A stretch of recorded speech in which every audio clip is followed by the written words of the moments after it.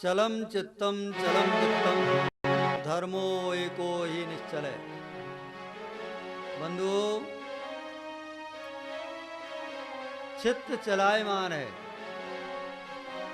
और वित्त लक्ष्मी भी स्थिर रहती नहीं है। चलम चित्तम चलम वित्तम धर्मो एको ही निश्चल है। धर्म ही एक स्थिर है जो जीव का कल्याण करता है। इसलिए हमारे संत कहते हैं, सतम विहाय भोक्तव्यम सहस्त्रम स्नानाचरेत लक्षम विहाय दातव्यम कोट त्यक्त्वा हरिम भजेत। यानी 100 काम छोड़ करके भोजन करना चाहिए, 1000 काम छोड़ करके स्नान करना चाहिए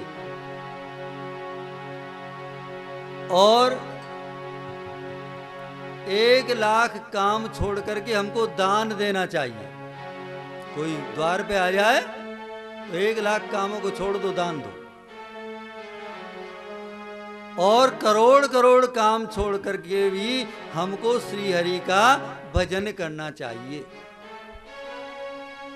श्री हरि का ध्यान करना चाहिए। पूज्य गुरुदेव से महाराज परीक्षित ने प्रश्न किया, भगवान मैंने सुना है छोटे से बालक ध्रुव ने 6 महीने में भगवान की आराधना करके भगवान को प्रसन्न कर लिया, वरदान प्राप्त कर लिया। भगवान ये किसका बेटा था और इसने 6 महीने में भगवान को कैसे प्रसन्न कर लिया? आप मुझे श्रवण कराइए, मैं भी भगवान को प्रसन्न करना चाहता हूं, मैं भी भगवान का दर्शन करना चाहता हूं, साक्षात्कार करना चाहता हूं। पूज्य गुरुदेव ने कहा, राजन प्रिय व्रतोत्थान पादो शत्रुपा पते सुतौ। मनु और शत्रुपा के 2 बेटे थे, प्रियव्रत और उत्तानपाद। गर्भ में जो भी जीव आ रहा है वो सब उत्तानपाद हैं, जिसने जन्म ले लिया है वो सब उत्तानपाद हैं। गर्भवासी उत्तानपाद, गर्भ के बाहर आने वाले उत्तानपाद। उत्तानपाद की एक धर्म पत्नी है सुनीति, जो नीतिबद्ध कार्य करती है, शास्त्रीय आज्ञा का जो पालन करती है, मर्यादा में जो रहती है, पातिव्रत धर्म का पालन करती है, संपूर्ण संस्कार जिसके अंदर निहित हैं। मिलन हो जाए तो बड़ी सुंदर बात है, लेकिन राम मर्यादा पुरुषोत्तम है। अब मिलन कैसे हो? एक बार आगे कदम बढ़ा दिया तो पीछे लौट नहीं सकते, और भगवान शंकर का भी यही नियम है, जिस मार्ग से आगे जा रहे हैं पीछे लौट नहीं सकते। तो अब किया क्या जाए? तो सीता जी का हरण हो गया, और सीता जी का हरण हो गया तो राम वेदना से युक्त हो गए, मानवोचित लीलाएं करने लगे। और जब मानवोचित लीलाएं प्रारंभ हो जाती हैं तो फिर देह की सुध बुध भूल जाती है, फिर आगे पीछे दौड़ते हैं। और जो ही भगवान राम को देखा, अपने भक्तों को दर्शन देते हैं भगवान राम, क्रीड़ाएं करते हैं, और उनको जगदीश्वर कहकर के संबोधन किया, आगे चले गए। माता सती विचार करने लगी, संपूर्ण जगत के जगदीश्वर तो ये है, ईश्वर ये है, ये कौन है? ये तो दशरथ का बेटा राम है। क्षोभ व्याप्त हो गया। भगवान शिव ने कहा, देवी आप जाकर के परीक्षा ले लो उनकी कि कौन है वो, कौन नहीं है। चल पड़ी, लेकिन क्या करें, कैसे परीक्षा लें? तो माता सीता का रूप धारण कर लिया, उनके सामने उपस्थित हो गई, उनको प्रणाम किया। माते प्रणाम, आपके इसी चरणों में ये दशरथ पुत्र राम प्रणाम करता है। और जिधर भी दृष्टि जाती है सीता का रूप है, और वो कह रहे हैं माते, अर्धांगिनी नहीं, माते। माते कौन? भगवान शिव की अर्धांगिनी माता सती। माता सती के श्री चरणों में अयोध्या नंदन महाराज दशरथ के बेटे राम का प्रणाम है। और जिधर भी दृष्टि जाती है उधर ही राम दिखाई देते हैं। राम रूप न दूसर देखा। बैठ गई, माया को विमोहित किया, लौट करके भगवान शिव के पास आई। देवी परीक्षा ले आई। कछुन परीक्षा लीन गुसाई, कीन प्रणाम तुम्हारे नाई। भगवान मैंने कोई परीक्षा नहीं ली, मैंने तो आपके तरह से ही उनको प्रणाम किया। भगवान शंकर ने ध्यान लगाया, संपूर्ण लीला को जान लिया और उन्होंने निश्चय कर लिया अब इस सती से इस जन्म में भेंट नहीं हो सकती, क्योंकि इन्होंने मेरी मां का रूप धारण कर लिया। राम मां मानते हैं, वो मां मानते हैं। और चल पड़े कैलाश की ओर। आसन लगा दिया, एक आसन सामने दे दिया। देखिए 3 प्रकार के आसन देवियों के हुआ करते हैं। एक तो जब यात्रा कर रही होती हैं देवियां, तो यात्रा में आगे, स्वामी पीछे, पीछे कर लिया, पीछे से कोई घटना घटित हो गई इसलिए आगे। युद्ध क्षेत्र में पीछे, क्यों स्वामी का काम है पत्नी की रक्षा करना और पत्नी का धर्म है उनके साथ सती होना। और सांसारिक कृत्यों में वामांग, और भगवान की सेवा पूजा करते समय दाएं अंग में। लेकिन यहां पे कोई आसन नहीं है 4 में से। आसन सन्मुख दीना, 5वां आसन दे दिया सन्मुख, कि अब इससे इस जीवन में भेंट नहीं हो सकती। तो आज वो सुंदर समय आया है। सती हट करने लगी है, जाने को तैयार हुई है, नंदी को साथ में कर दिया है और उसके जितने भी साधन हैं, काजर, मेहंदी, महावर, साड़ी, जो कुछ भी है सबको भेज दिया है, क्योंकि अब इसे लौट कर तो आना नहीं है। पिता भवन उत्सव परम है, बड़ा सुंदर उत्सव हो रहा है। दक्ष ने निमंत्रण नहीं दिया है, बिना निमंत्रण के पहुंच गई है। दक्ष के क्रोध हो गया, आंखें लाल लाल हो गई, ये आ कैसे गई। माता ने उनका सम्मान किया, कुछ बहनों ने भी सम्मान किया, लेकिन पिता के डर से सब अलग हट गए। सती ने देखा कहीं भी भगवान शिव का भाग नहीं है, क्रोध हो गया और नख से अग्नि प्रकट हो गई। गोविंदाय नमो नमः, यज्ञ विध्वंस हो गया। भगवान शंकर के गणों ने जो उनके साथ आए थे माता पर सती के विध्वंस कर दिया। भगवान शंकर को सूचना प्राप्त हुई, क्योंकि जो गण थे उनको मार करके भगा दिया। पूखा नाम के देवताओं ने, भगवान शंकर ने रुद्र को प्रकट किया जटा से, आज्ञा दे दी जाओ दक्ष यज्ञ को विध्वंस कर दो। संपूर्ण दक्ष यज्ञ को विध्वंस किया आकर और दक्ष के सर को तोड़ मरोड़ करके अग्निकुंड में स्वाहा कर दिया। जो भगवान शंकर से द्वेष रखता है उसका यही हाल होता है। शिवद्रोही ममदास कहावा, सो नर मोह सपने हो नहीं पावा। अगर आप राम की उपासना करते हो, शिव से द्रोह करते हैं तो बात बनने वाली नहीं है। ये तीनों शक्ति एक ही शक्ति हैं, ब्रह्मा, विष्णु और शिव। इन तीनों में द्रोह नहीं करना चाहिए, आपकी पूजा सफल नहीं हो सकती। इनको एक स्वरूप समझना। देवता सभी एकत्रित होकर के तो महान अनर्थ हो जाएगा। भगवान शिव की शरण में गए और वहां पर भगवान शिव की वंदना करने लगे। शिव कल्याणकारी है। तो आइए भगवान शिव का शिव में से अगर इकार को निकाल दिया जाए तो सब रह जाता है।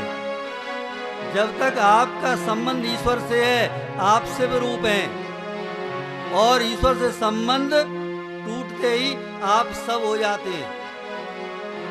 जिसका संबंध ईश्वर से नहीं है वो सब है। शिवनाथ तेरी महिमा जब तीनों लोक गाहे। शिवनाथ तेरी महिमा जब तीनों लोक गाए।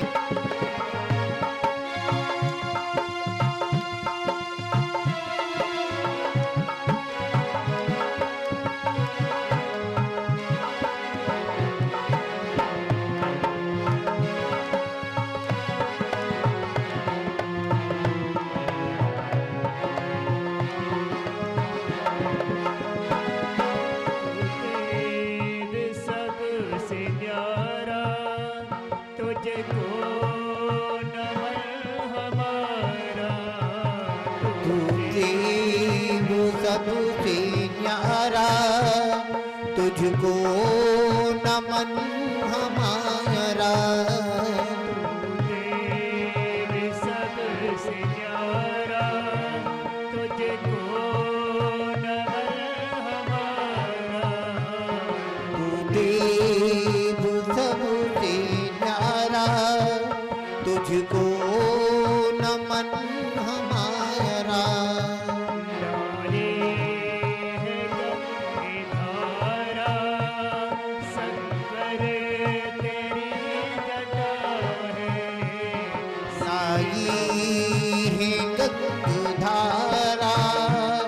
शंकर तेरी जटाएं। शिवनाथ तेरी महिमा शिवनाथ तेरी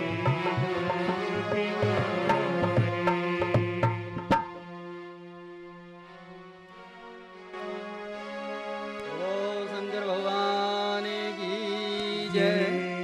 शिव समान दाता नहीं और विपत निवारण हा। लज्जा मेरी राखियो नंदी के असवार, और सेवा पूजा वंदना सभी आपके हाथ। मैं तो कछ जानू नहीं, आप जानो विश्वनाथ। भगवान से बड़े दयालु हैं, बड़े कृपालु हैं।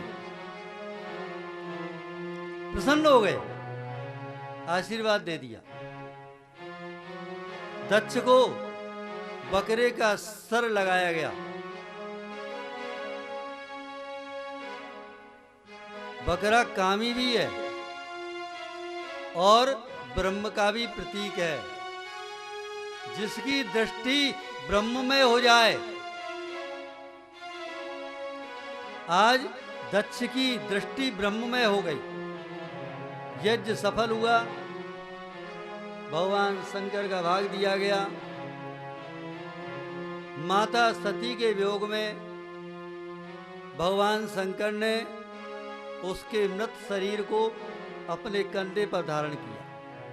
लोगों में हाहाकार होने लगा।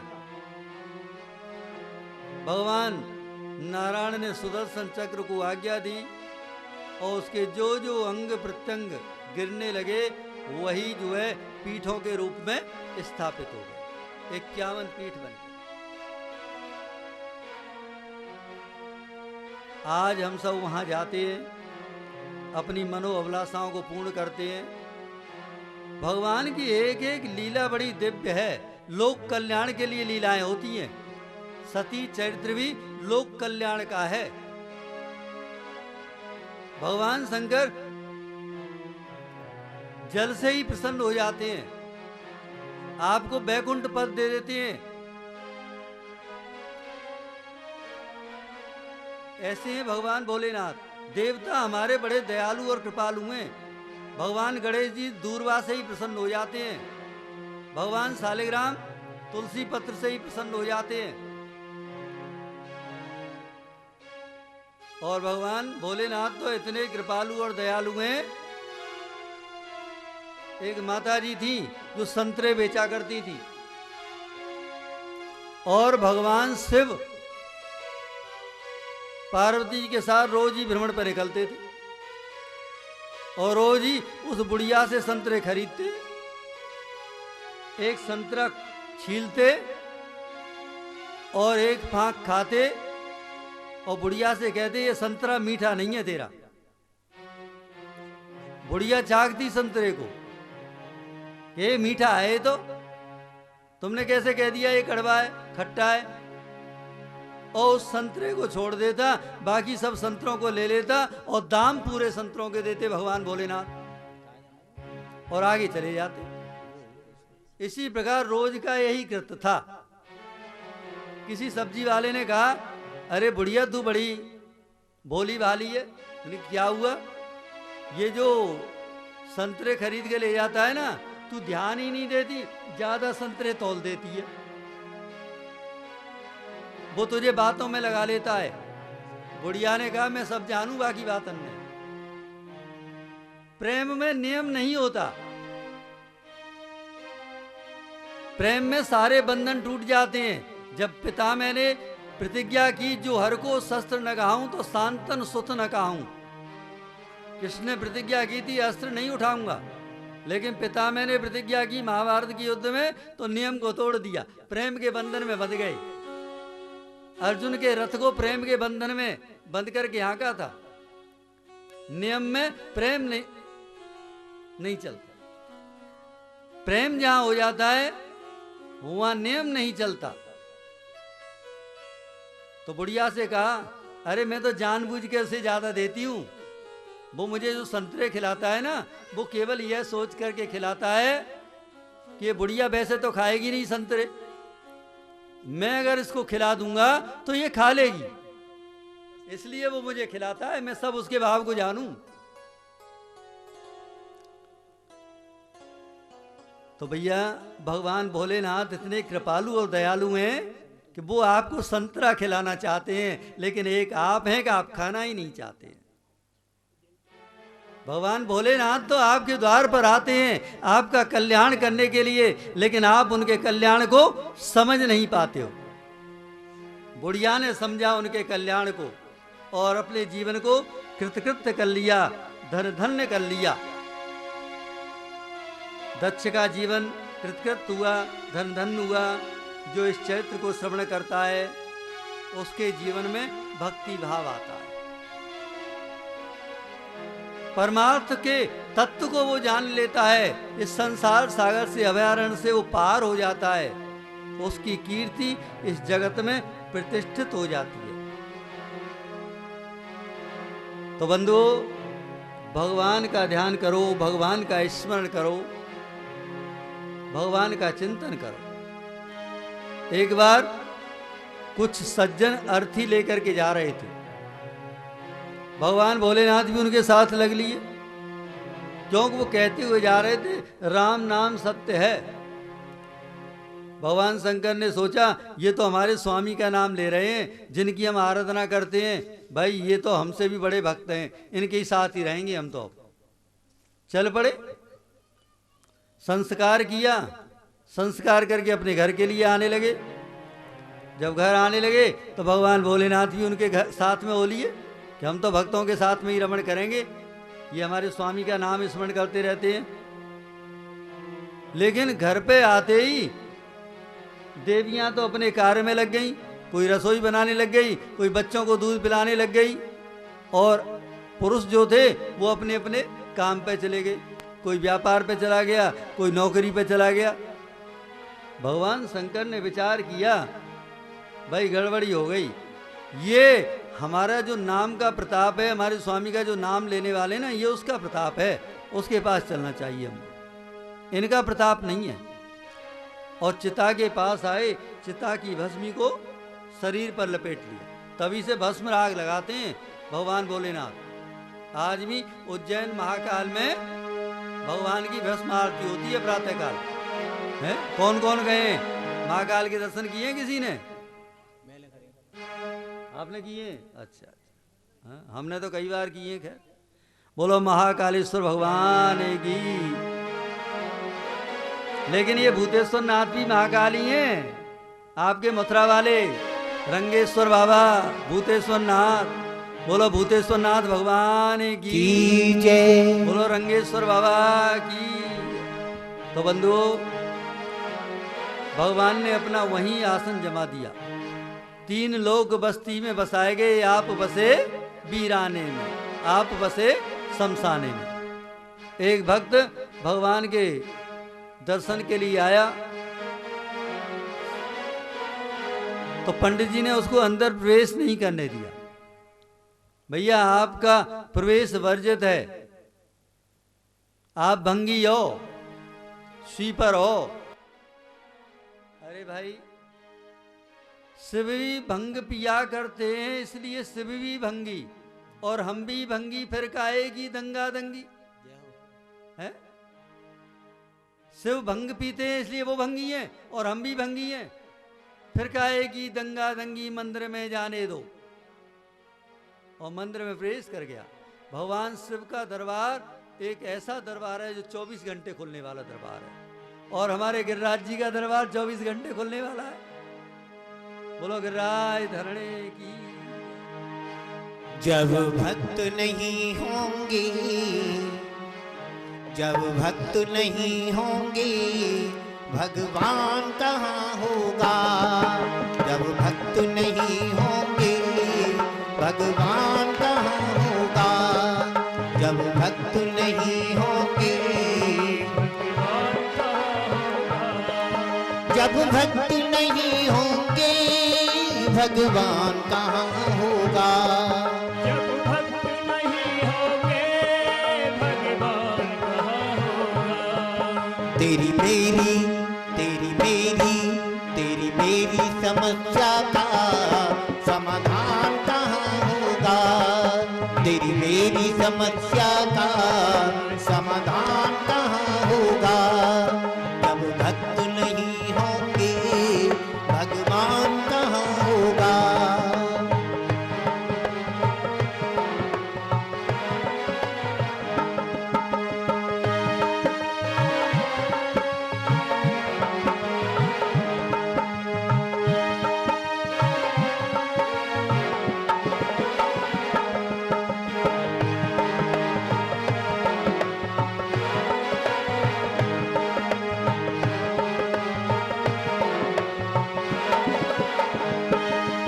पंडित भी हुए लाखों, विद्वान हुए लाखों। पंडित भी हुए लाखों, विद्वान हुए लाखों। पंडित भी हुए लाखों, विद्वान हुए लाखों। पंडित भी हुए लाखों, विद्वान हुए लाखों। पर रावण के जैसा विद्वान कहाँ होगा। पर रावण के जैसा विद्वान कहाँ होगा। जब भक्त नहीं होंगे, भगवान कहाँ होगा। नहीं होंगे, भगवान कहाँ होगा।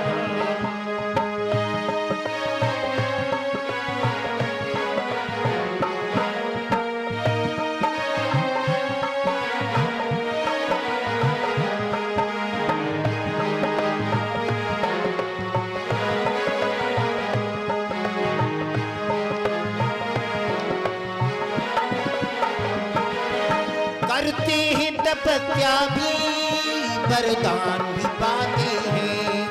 करते हैं तपस्या भी, वरदान भी पाते हैं। करते हैं तपस्या भी, वरदान भी पाते हैं। तपस्या में वरदान पाते हैं। पर भस्मा सुर जैसा वरदान कहाँ होगा। पर भस्मा सुर जैसा वरदान कहाँ होगा। जब भक्त नहीं होंगे, भगवान कहाँ होगा। नहीं होंगे,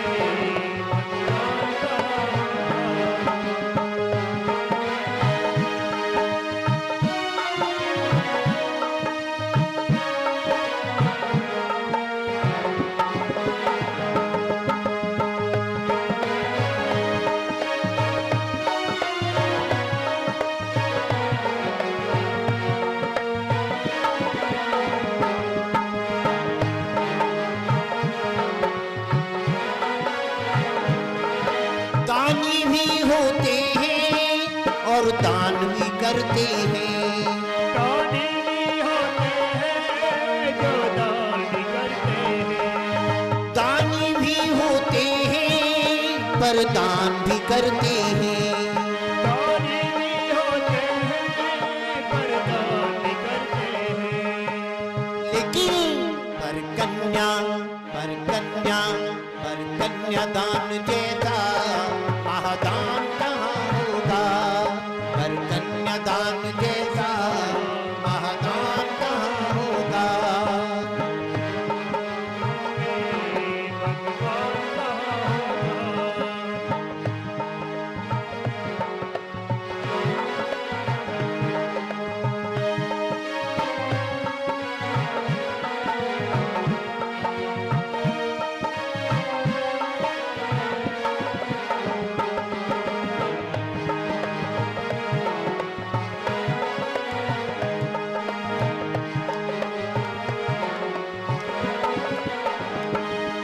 मेहमान भी आते हैं मेहमानी होती है। मेहमान भी आते हैं मेहमानी होती है। मेहमान भी आते हैं मेहमानी होती है। मेहमान भी आते हैं मेहमानी होती है। पर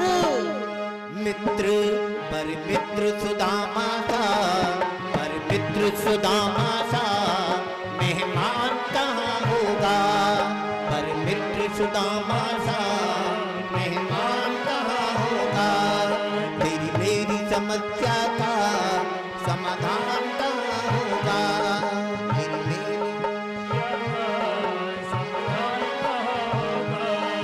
जब भक्त नहीं होंगे भगवान कहाँ होगा। जब भक्त नहीं होंगे भगवान कहाँ होगा। तेरी मेरी समस्या का समाधान कहाँ होगा। तेरी मेरी समस्या का समाधान कहाँ होगा। जब भक्त नहीं होंगे मेहमान कहाँ होगा। पर मित्र सुदामा सा मेहमान कहाँ होगा। तेरी मेरी समस्या का समाधान कहाँ होगा। बोलिए वृंदावन बिहारी लाल की जय। जय जय श्री राधे श्याम। चलम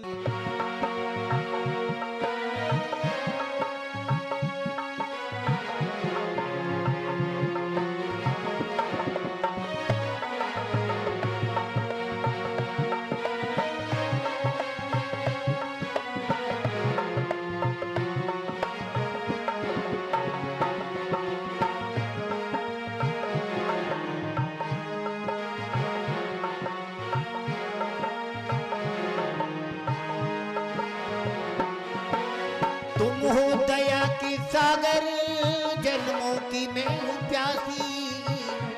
दया के सागर जन्मों की मैं हूँ प्यासी। तुम हो दया के सागर जन्मों की मैं हूँ प्यासी। तुम हो दया के सागर जन्मों की मैं हूँ प्यासी।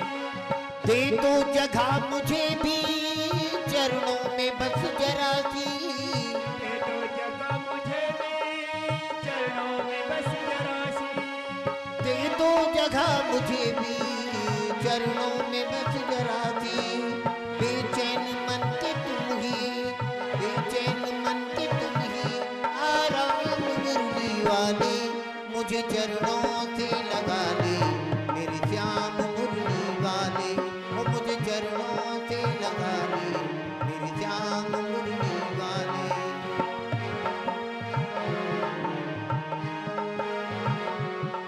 मेरी रोम रोम में तेरा मेरी सांस सांस में तेरा है नाम मुरली वाले मुझे चरणों से लगा ले। मेरे श्याम मुरली वाले वो मुझे चरणों से लगा ले। मेरे श्याम मुरली वाले वो मुझे चरणों से लगा ले। मेरे श्याम मुरली वाले वो मुझे चरणों से लगा ले।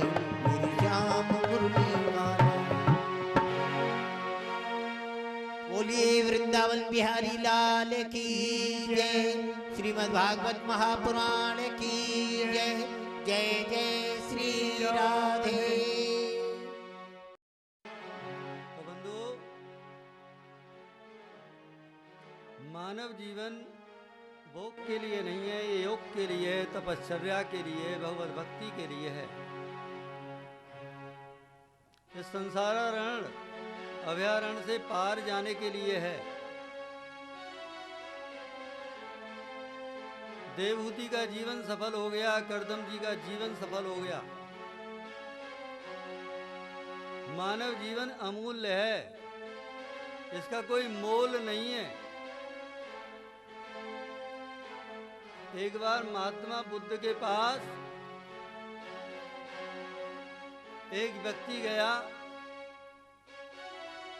कहने लगा भगवान सभी कहा करते हैं मानव जीवन अमूल्य है, अमूल्य है। ये अमूल्य किस तरह से है? लोग इसका तिरस्कार करते हैं, असम्मान करते हैं, अनादर करते हैं। अमूल्य चीज को तो बड़े सहेज करके रखते हैं। तो बुद्ध महाराज ने उसको एक बड़ा सुंदर रूबी दे दिया कि देखो इस रूबी की कीमत लगवा करके लानी है, इसको बेचना नहीं है। चल पड़ा उस रूबी को लेकर के वो, और एक संतरे वाले की दुकान पर पहुंच गया। भैया इस पत्थर को देखना, किला मुझे दे दे। संतरे वाले ने देखा चमकीला पत्थर है, 12 संतरे ले जा, 1 दर्जन संतरे ले जा, इस पत्थर को मुझे दे जा। कि भैया देना नहीं है, गुरुजी ने मना कर दिया है कि बेचना मत, मूल्य लगवा के आना। आगे गया तो एक सब्जी वाले के पास पहुंच गया, थोक विक्रेता था आलू का। उसको दिखाया, उसने कहा ले 1 बोरी आलू ले जा, इस पत्थर को मुझे दे जा। उसने सोचा तौलने के काम आएगा, 100 ग्राम की बटिया है, उसके साथ में रख लूंगा तो 200 ग्राम तुल जाएगा एक साथ। भैया बेचना नहीं है। आगे गया, स्वर्णकार की दुकान में पहुंचा। उसने कहा भैया 25 लाख ये मुझे दे दे। भैया बेचना नहीं है। अरे भाई 50 लाख। भाई बेचना नहीं है, मेरे गुरुजी ने कहा है। अरे 2 करोड़। अरे तुझे जितना चाहिए उतना ले ले भाई, कि बेचना नहीं है। आगे चल पड़ा, जौहरी की दुकान में पहुंचा। जौहरी ने उस बेशकीमती रूबी को देखा। एक सुंदर मखमल का आसन बिछाया, 7 प्रदक्षिणा की, उसकी चंदनाद पदार्थों से पूजन किया और उसको बार बार मस्तक नवाया। महाराज इसकी कीमत क्या है? अरे इसकी कीमत ये तो बेशकीमती है। पूरे विश्व की चीजों को इसको दे दिया जाए तो भी इसकी कीमत नहीं लगाई जा सकती। इंद्र का, स्वर्ग का वैभव भी इसके बदले में दे दिया जाए तो इसकी कीमत नहीं लगाई जा सकती। बेशकीमती रूबी को लेकर के गुरुजी के पास आया, बुद्ध के पास आया। महाराज अब तो बताइए मानव जीवन की मूल्य क्या है? कि देखा तू कहां कहां गया था, संपूर्ण वृत्तांत सुनाया। तू संतरे बाजे के पास गया, उसने इसकी कीमत 12 संतरे के बराबर लगाई। आलू वाले के पास गया, 1 बोरी आलू की कीमत लगाई। स्वर्णकार के पास गया, 25 लाख, 50 लाख, 2 करोड़ और जितने चाहे उतने ले जा की कीमत लगाई। लेकिन किसी ज्ञानी के पास तू जब पहुंचा, जो जिसकी कीमत जानता था, उसने कहा ये तो बेशकीमती है, इसकी कीमत तो लगाई ही नहीं जा सकती। तो उसी प्रकार से यह मानव जीवन भी अमूल्य है, इसकी कोई कीमत नहीं है। लेकिन किसी ज्ञानी जौहरी के पास पहुंच जाएगा तो इसको वो जान लेगा, समझ लेगा। प्रहलाद, ध्रुव देवस्थ नारद जी के पास पहुंच गए तो उन्होंने जान लिया ये तो बेशकीमती है और उसके मानव जीवन का मूल्य बता दिया। तो बंधुओं, ये मानव जीवन अमूल्य है, इसका कोई मोल नहीं है। और आप इस मानव जीवन को हीरा जन्म अमोल है और कौड़ी बदले जाए, कौड़ियों के बदले में गमा रहे हो। मानव जीवन की उपयोगिता को समझो, इसके रहस्य को समझो और भगवान के बन जाओ या भगवान को अपना बना लो। कुछ भी कर लो भाई, पेंठे पे छुरी गिरे तो पेंठा कटेगा और पेंठा छुरी पे गिरे तो भी पेंठा ही कटेगा। चाहे भगवान के बन जाओ, चाहे भगवान को अपना बना लो। द्रौपदी ने भगवान को अपना बनाया था, भक्तों ने भगवान को अपना बनाया है। एक बार क्या हुआ भैया जी, जब वनवास हुआ था पांडवों को तो दुर्वासा जी दुर्योधन के आए 10,000 शिष्यों को लेकर के। बड़ा स्वागत सत्कार सम्मान किया दुर्योधन ने। दुर्वासा जी ने कहा बेटा वरदान मांग लो। कि महाराज आपने इतना कह दिया, यही वरदान है, हमारे भाई और हैं पांडव जो वन में विचरण कर रहे हैं, उनको भी अपना मंगल में आशीर्वाद दे आओ। दुर्योधन का भाव कुछ और है, जब इनकी सेवा नहीं कर पाएंगे तो उनको अभिशाप दे देंगे और इनका अभिशाप खाली जाता नहीं है। दुर्वासा जी वन में आ गए पांडवों के यहाँ, सभी भोजन कर चुके हैं, लेकिन युधिष्ठिर का तो सहज भाव है, कोई भी अभ्यागत अतिथि आ जाता है तो सबको आमंत्रण दे देते हैं। दुर्वासा जी ने कहा देखो हम स्नान के लिए जा रहे हैं, सरस्वती नदी के पावन तट पर स्नान के लिए चले गए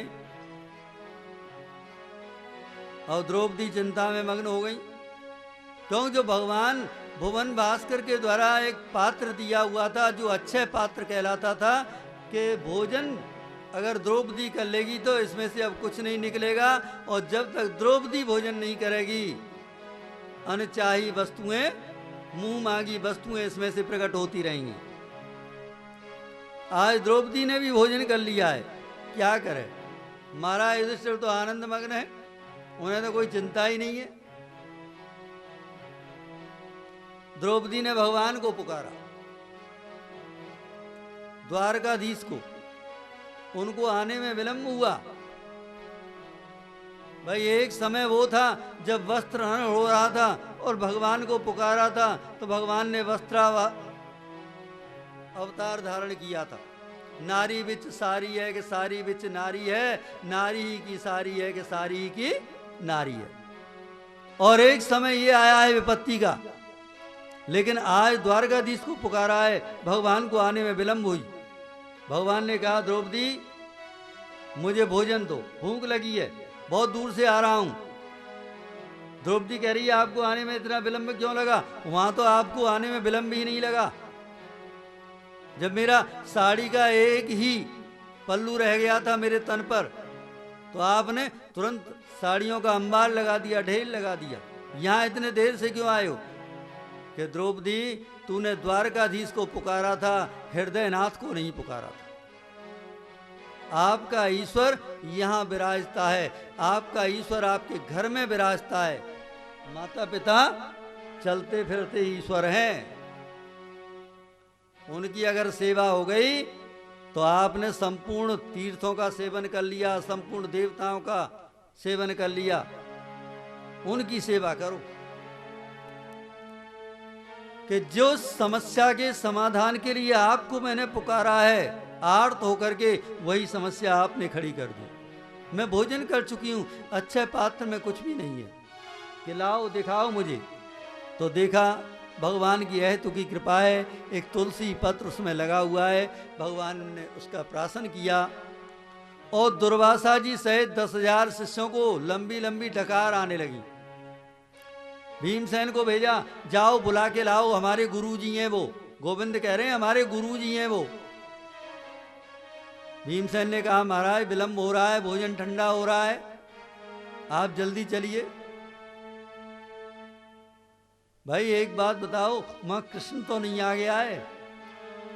हाँ वही तो आए, उन्होंने ही तो कहा है हमारे गुरुजी को जल्दी से बुला लाओ, भूख लग रही होगी, बहुत देर से स्नान कर रहे हैं।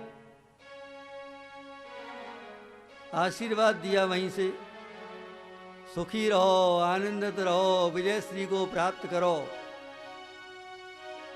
और पूर्ण तृप्ति को प्राप्त होते हुए भगवान को जो अर्पण करता है, अपने घर में रोज भोजन बनाओ तो भगवान को अर्पण करो, भगवान को भोग लगाओ। जो भोजन बनता है भगवान को अर्पण किया जाता है तो भोग बन जाता है। और जब ब्राह्मण जन पाते हैं तो प्रसाद बन जाता है, और जब संत महात्मा पाते हैं तो महाप्रसाद बन जाता है। हमारे शास्त्र कहते हैं यदि गुरुजी और ब्राह्मण देवता एक साथ आपके घर पर आ जाएं तो पहले ब्राह्मण का सत्कार करना, गुरुजी का बाद में करना। शास्त्र कहता है पहले ब्राह्मण को भोजन कराना, गुरुजी को बाद में भोजन कराना। ब्राह्मण कौन है, गुरुजी कौन है? गुरुजी ईश्वर हैं।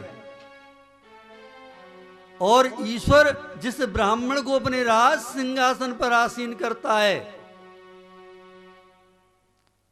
या तो फिर वो गुरु के दर्जा को प्राप्त नहीं है, वो ईश्वर नहीं कहलाने के योग्य है। अगर वो अपने आप को अपमानित महसूस करता है, तिरस्कृत महसूस करता है, ब्राह्मण के सम्मान में ही गुरुजी का सम्मान है। ब्राह्मण का सम्मान पहले करना। आज जो है दुर्वासा जी तृप्ति को प्राप्त हुए, पांडवों को मंगल में आशीर्वाद प्राप्त हुआ और आशीर्वाद लेकर के चले गए। बोलो आनंद कंद भगवान की जय। बड़ी कृपा है। प्रसूति कन्या का विवाह दक्ष प्रजापति के साथ संपन्न किया गया। 13 कन्याओं का जन्म हुआ, जिनमें एक कन्या का नाम था सती। वो भगवान भोलेनाथ को, शंकर को विवाह दी। इसको कोई संतान नहीं हुई। सुखदेव बाबा के इसी चरणार बिंदों में प्रणाम करते हुए महाराज परीक्षित ने कहा, भगवान पूज्य गुरुदेव, सती को संतान क्यों नहीं हुई? सती से तो विशेष स्नेह करते थे, प्रेम करते थे, फिर क्या कारण रहा? पूज्य गुरुदेव कहने लगे, राजन, एक बार बहुत बड़ी सभा हो रही थी। उस सभा में सभी गए हुए थे, ब्रह्मदेव भी थे और भगवान शिव भी थे। ये प्रजापतियों के अधिपति थे। ब्रह्मा जी ने इनको अधिकार दे दिया था दक्ष को। ये भी गए वहां पर, सभी ने इनको प्रणाम वंदन अभिनंदन किया, लेकिन ब्रह्मा जी ने और भगवान शिव ने इनको वंदन नहीं किया। अरे ब्रह्मा जी के तो बेटा हैं, कोई बात नहीं है, वंदन नहीं किया तो। लेकिन भगवान शिव तो इनके जामाता हैं, दामाद हैं, उन्होंने वंदन नहीं किया, तो ये नाराज हो गए और शिव को श्राप दे दिया कि इसने महापुरुषों की कीर्ति को धूमिल कर दिया है, इसलिए इसको यज्ञ में कोई भाग न मिले, शमशान का वासी बनकर रहे, ये सभा में जाने के योग्य नहीं है। इधर नंदी ने श्राप दे दिया और आपस में इस प्रकार से एक दूसरे को श्राप और अवसाप प्राप्त होते रहे। वैमनस्य हो गया भगवान शिव के साथ। जब वैमनस्य हो गया तो एक दिन इन्होंने वाजपेयी यज्ञ किया और एक बार बृहस्पति सब नाम का विशाल यज्ञ किया। सभी को आमंत्रण दिया, लेकिन भगवान शिव को कोई आमंत्रण नहीं दिया, निमंत्रण नहीं दिया।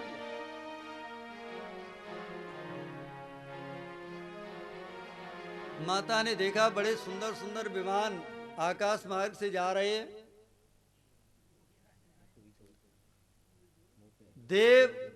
देवांगनाएं सुंदर सुंदर परिधानों को पहने हुए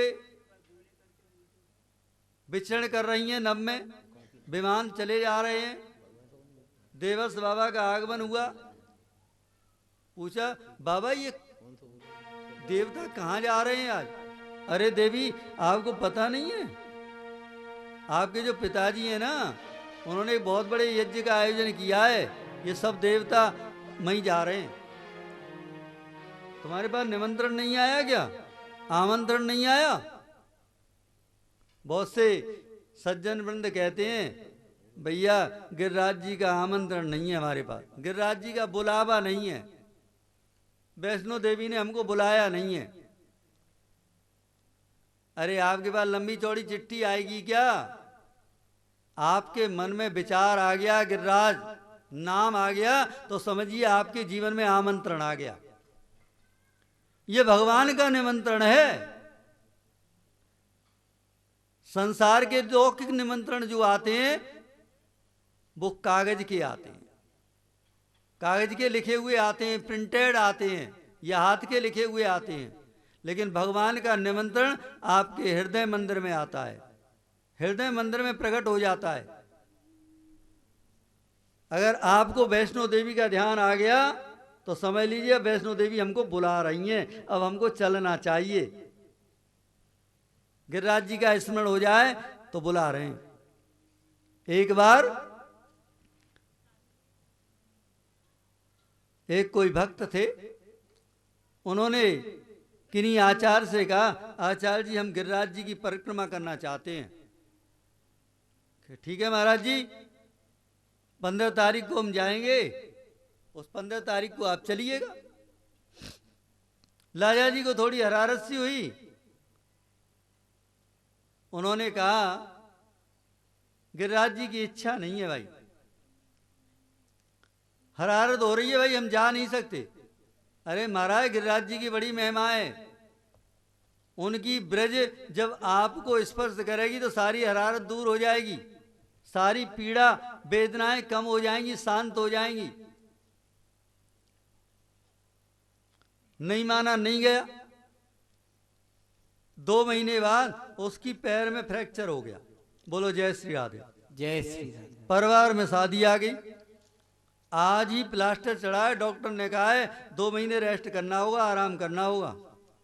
लेकिन बालकों से कहा, बेटा एक किराए की गाड़ी ले आओ, उस गाड़ी में बैठ लेते हैं, नहीं तो बुरा मान जाएंगे वो, बैठे ही बैठे मैं ले आऊंगा। यानी जो सबका मालिक है, सबका स्वामी है, वो बुरा मान जाएगा, इसकी आपको कोई परवाह नहीं है। और जिसे संसार सागर से चला जाना है एक दिन, उसकी परवाह है। अरे परवाह उसकी करो जो आपके जीवन मरण को सुधार दे, आपको मुक्त कर दे। परिवर्तनशील संसारे मृतय को न जायते, सजातो एन जातेन यात वंश समुन्नतम। परिवर्तनशील संसार में कौन मृत्यु को प्राप्त नहीं होता है, परंतु उसी का जीवन धन्य है जिसका वंश, कुल और स्वयं उन्नति को प्राप्त होते हैं, भगवान के अनुगामी बन जाते हैं, भगवान के धाम को प्राप्त हो जाते हैं। तो आज देवी ने देखा, देवर्ष नारद जी ने बताया, लेकिन भगवान तो समाधि में बैठे हैं शिव, और पूछे किससे जाए, तो जाए कैसे। सुंदर समय आया और भगवान ने भी श्री राम जय जय राम। श्री राम जय राम जय जय राम।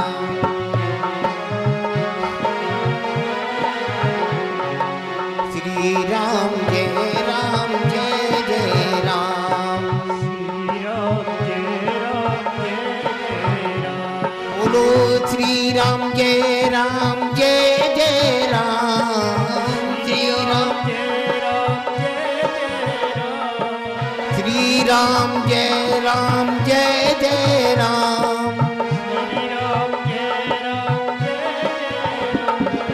श्री राम जय राम जय जय राम। श्री राम जय राम जय जय राम। भगवान श्री राम का स्मरण किया और नेत्र खोल दिए और सती हाथ जोड़ करके अपने स्वामी के चरणों में नतमस्तक हुई। हे स्वामी, मेरे पिताजी के यहाँ उत्सव हो रहा है, महान उत्सव है, सभी जा रहे हैं।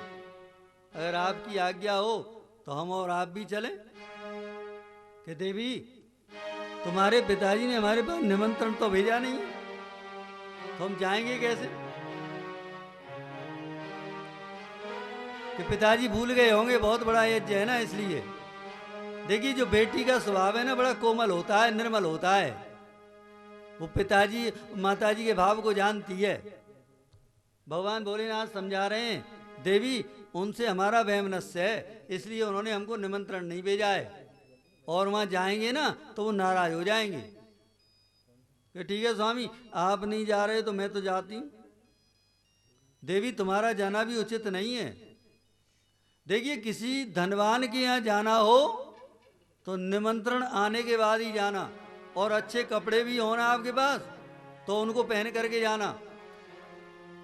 और भगवान के दरबार में जाना हो, न अच्छे कपड़े की जरूरत है, न आपकी किसी ले जाने वाली वस्तु की दरकार है। आप यूं ही चले जाना। निर्धन के यहाँ जाना हो तो आप बेधड़क चले जाना, और धनवान के यहाँ जाना हो तो सोच समझ करके जाना। निर्धन के यहाँ यदि कोई पहुंच जाएगा, सेवा करेगा प्रेम से, जो होगा रूखा सूखा वो आपको अर्पण करेगा, खिलाएगा। और धनवान ने देखा, भाई ये आदमी है तो करोड़पति, लेकिन इसके वस्त्र ठीक नहीं है, हमारे योग्य वस्त्र पहन करके नहीं आया है, तो उससे दूर दूर ही रहेगा, उसका तिरस्कार कर देगा, अपमान कर देगा। माता सती मान ही नहीं रही है। बालठ, राजठ और त्रियाठ